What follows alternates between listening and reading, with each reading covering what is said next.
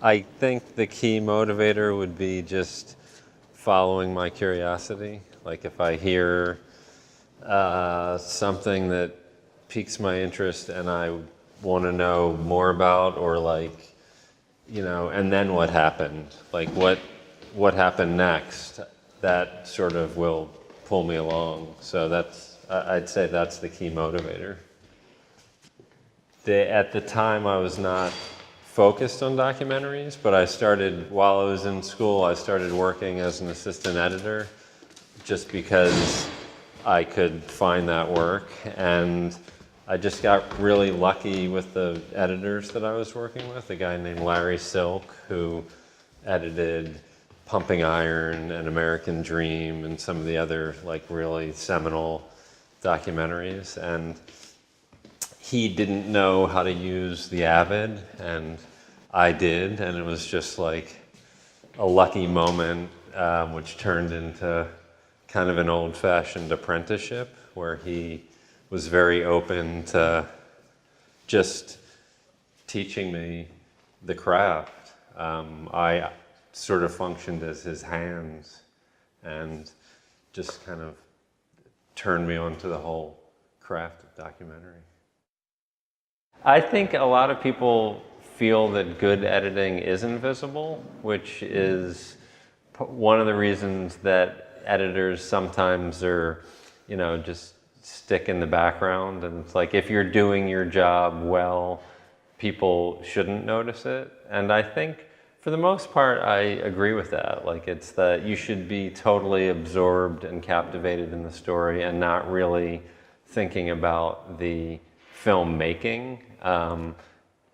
At least that's my experience of watching a film. When I start to think about the filmmaking, I'm pulled out of the story and I then have to find a way back in. Most of the work that I have done has been in feature-length documentaries, so I'm certainly more used to that form, and that's almost like by default how I start to think about a project in the beginning, even though, like we were talking about earlier today, a lot of the market forces want you to think about it as a series from the very beginning, just because of how popular that's become. So I think the biggest question is like, what's the right format to tell this story? What is it? How much story is there? How compelling are the characters? How many twists are there? That's the staircase, which was referenced a lot when talking about series. There's just like an unbelievable number of twists in that story. So you'll get to the end of an episode and then be totally surprised, and then will want to keep watching. But not every story is like that. So you kind of have to follow the footage and follow the story and then decide which format is most appropriate. The biggest difference in editing a serialized documentary is figuring out the handoffs between episodes, which you don't really have to do if the piece is continuous. So that's what takes up a lot of the energy and kind of the figuring out the puzzle of how you're going to leave one episode and get people to come back to, watch again. One thing every filmmaker should look at and be as honest as possible about is just what the footage is telling you, because a lot of people will go out and shoot and it'll be kind of a mile wide and an inch deep, and there's just not a ton of things to explore in that type of footage. And whereas on the other hand, something like Making a Murderer, where they dug in, they lived there, they were on site and had the access and the relationships and the intimacy to then produce a tremendous volume of really compelling footage that is not often the case. So I think I think a filmmaker just has to be really honest, but like, what do I have here? What is it? And that's not so easy to do, because I think people tend to be very enthusiastic about their footage.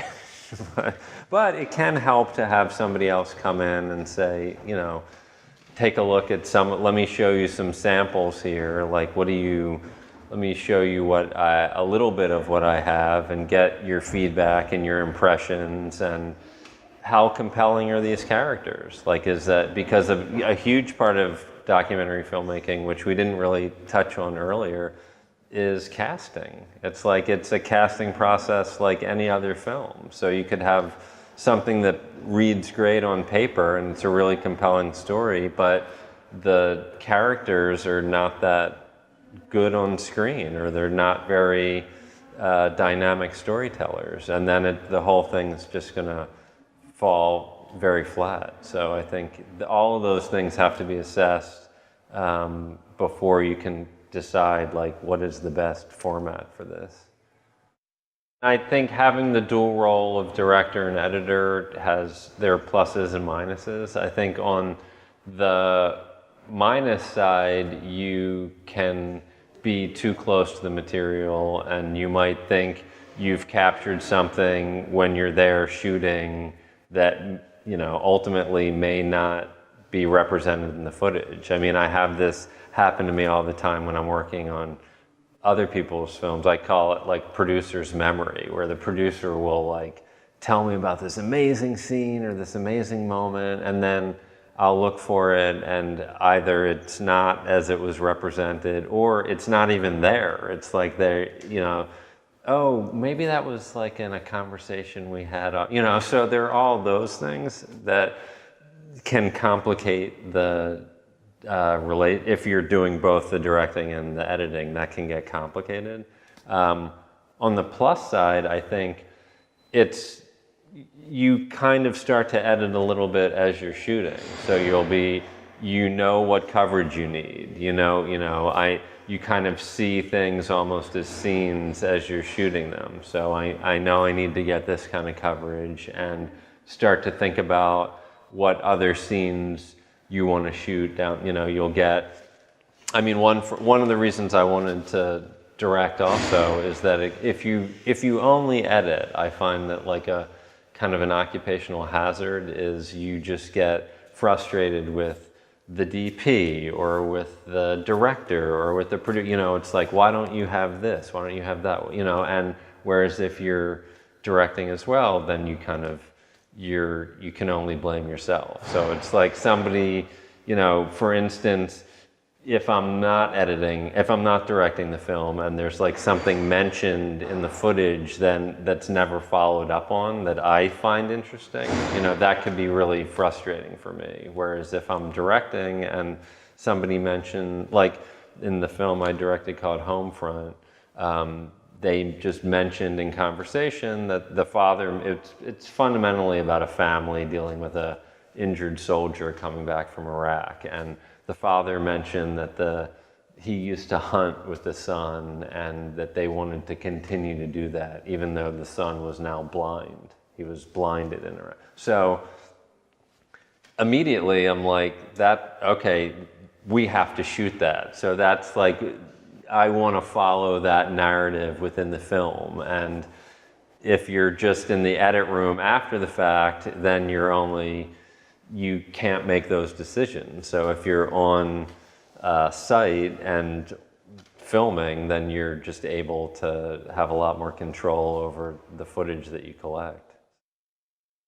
Archival footage can elevate a film in a number of different ways. I mean, there's kind of like the classic archive that it's either maybe news footage or something that's been collected that's by an institution, or maybe a performance has been recorded, something like that. But then I think as we've seen recently, there's a whole treasure trove of personal archive material as you know, the cameras became more available and families started to use them. And you know, of course, like the Super 8 footage that families had in the 50s, 60s, 70s, you know, that's always great to get. And then I think the, you know, quintessential example is Capturing the Friedmans, where we started making that film and then learned that there was just this incredible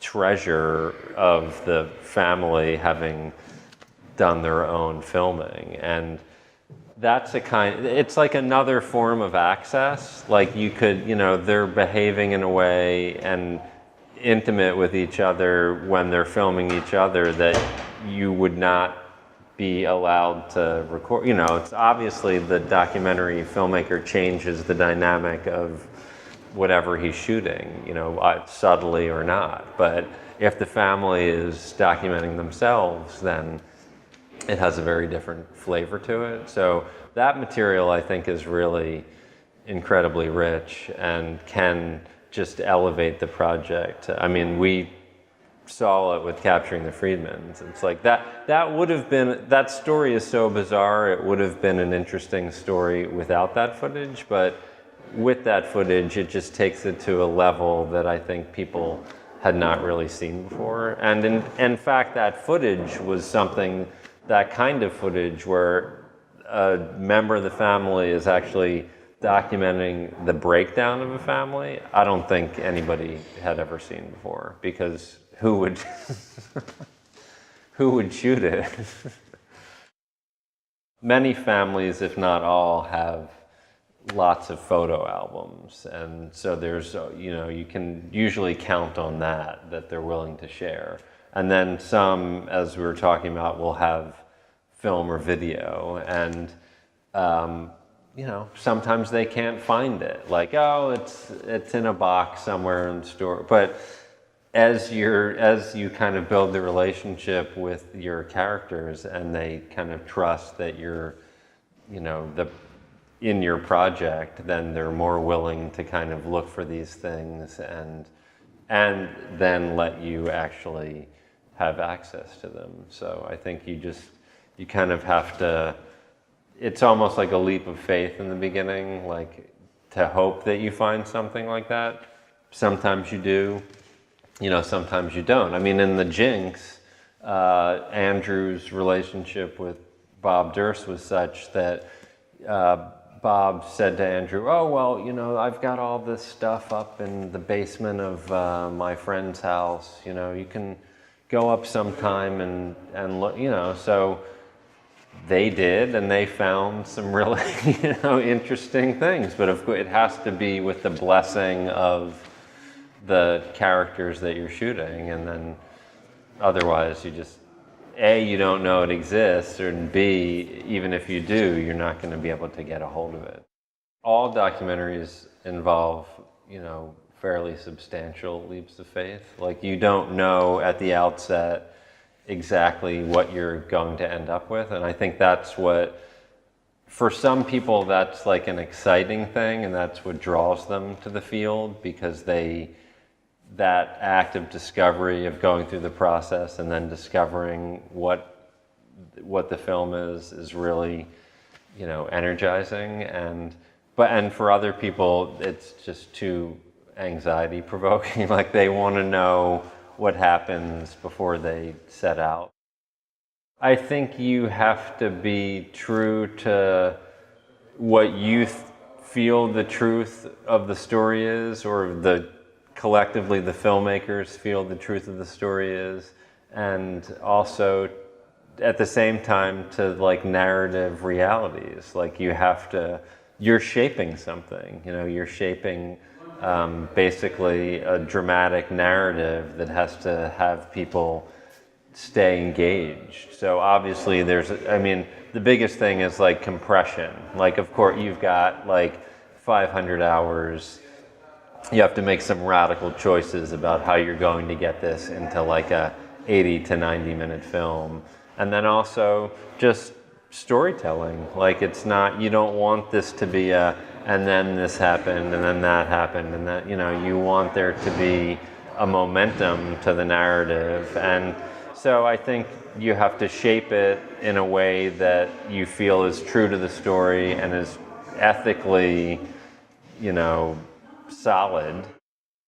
The whole process of working on the Jinx was really exciting and very unusual, because it's the kind of, in a lot of ways, the Robert Durst story is like a documentary story that just keeps on giving. It's like there's so much both to the narrative, to his personality, to the cast of characters, to the fact that this was like material that people had combed over for many years and had not discovered what the filmmakers ended up discovering I mean, talk about a leap of faith. You could put 7 years into that film and not come up with a resolution.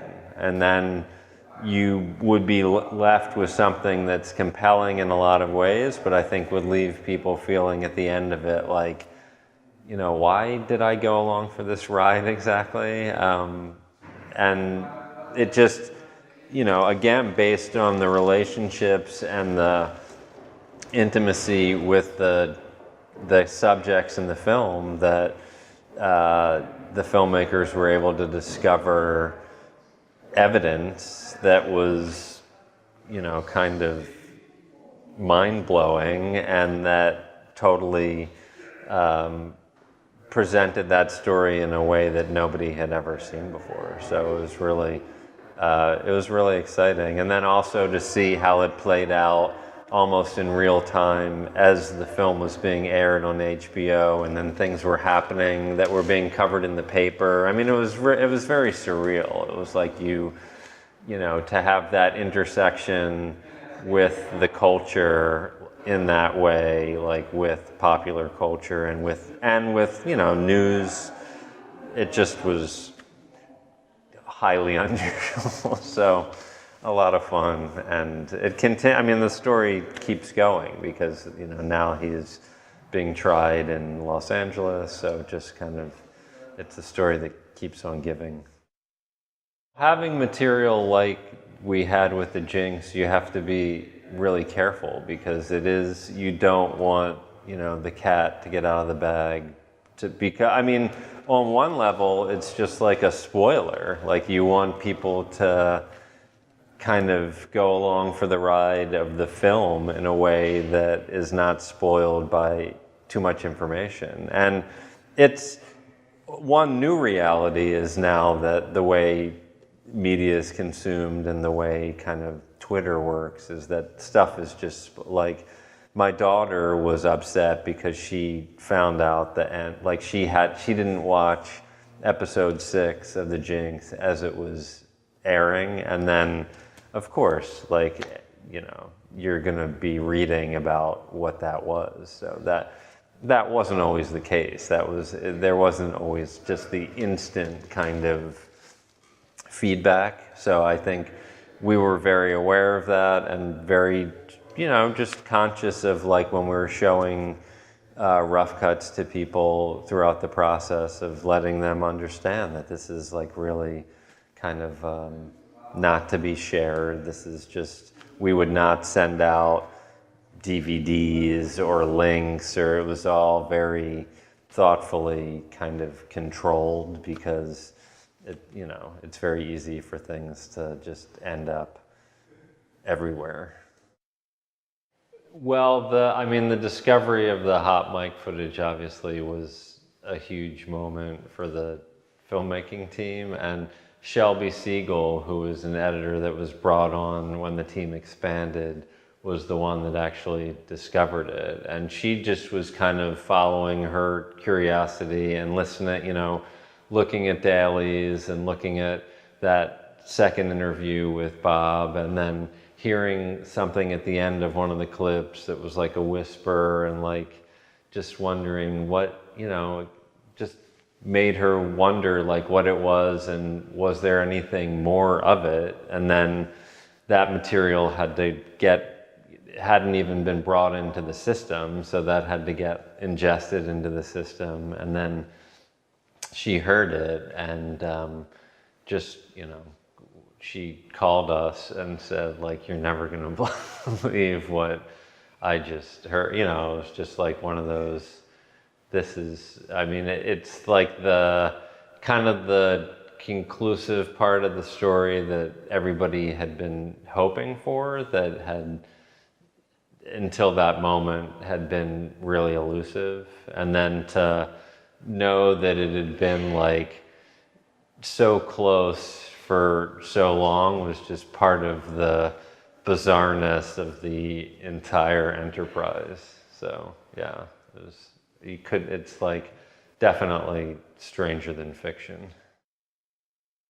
I'm always kind of on the lookout for a story that really grabs me and holds my attention, because I think, like a lot of people, in the film world, I have a certain form of ADHD. It's like I need something that really holds my attention over a long period of time, and it's, there's not a tremendous number of stories that do that. I think it's like you're always looking for what it is that can, do that and keep you going and keep you excited. And because there's always like the romance at the beginning of a project, but like what's the thing that's going to keep you excited, for the duration. So that's always what I'm on the lookout for. I think a general approach to a new project is just a certain kind of openness to the material, like, and following the material, like, because the director will have certain feelings about what they captured in the field, or the producer will have certain feelings about like what the vision of the film is. And I think ultimately it comes down to what is actually in the footage. So and watching it like with an openness to maybe things that weren't, they did not draw your attention to, like watching the dailies for, Capturing the Friedmans initially was a very different, that film was about birthday party clowns, like that's what I was hired to edit, was that film. But then watching the dailies, there were just certain clues that David Friedman was giving, that this was, something else was going on here. There was like hints of a much darker story. So just like kind of paying attention and being open to whatever is actually in the footage. What did you actually capture on film? Like, what do you have? And that can be a very different thing than what you think you've captured. And, sometimes it's a lot less interesting than what you think you've captured. And sometimes it may be a lot more interesting, like with, Capturing the Friedman. So I think you just have to be honest, both aware of like, okay, I'm going to be open to what the footage is telling me, and then also honest about how you evaluate it. The first thing I do hands-on is try to get a sense of what was shot, like just a general like table of contents, like what's been captured. And I'm sort of, I come from like the old school where everything was very meticulously logged and people could tell you we have, 57 hours of footage and we have, and this is what it contains. And now I think it's very different. People will, I do some teaching at the School of Visual Arts in New York, so I'll ask my students, like, at the beginning, some of them over the summer, they shoot their thesis projects, and then, so in the fall, I'll ask them, like, well, how much footage do you have? And an answer will be like, 2 terabytes.